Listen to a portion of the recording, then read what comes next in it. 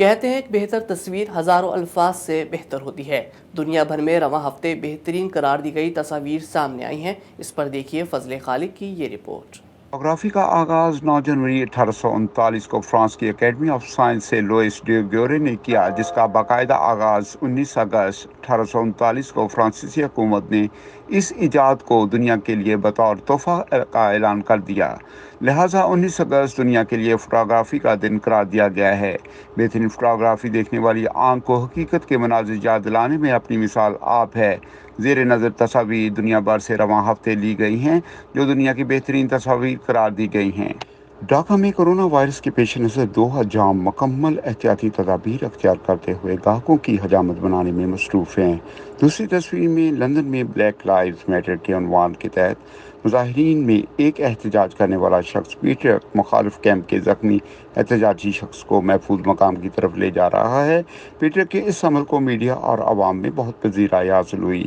شمالی کوریا کے leader Kim Jong Un کی بہن کم بو جونگ نے چند روز قبل جنوبی کوریا کو حملے کی دھمکی دی تھی، جس کے بعد شمالی کوریا کے سرحدی شہر کیسانگ میں واقع انٹر کوریا رابطہ آفس کو منہدم کر دیا گیا۔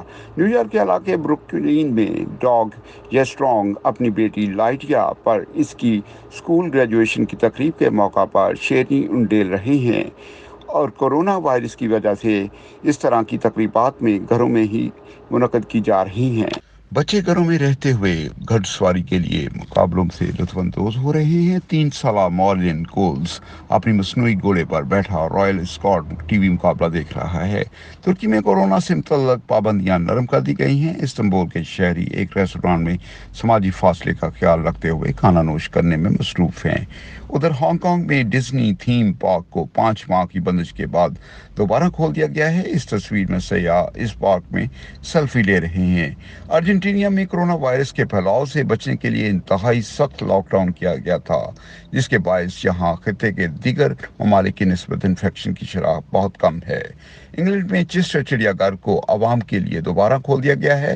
بنا اون زرافوں کو ان کے گھر سے باہر نکالنے کے لیے دروازے کھول رہی ہیں۔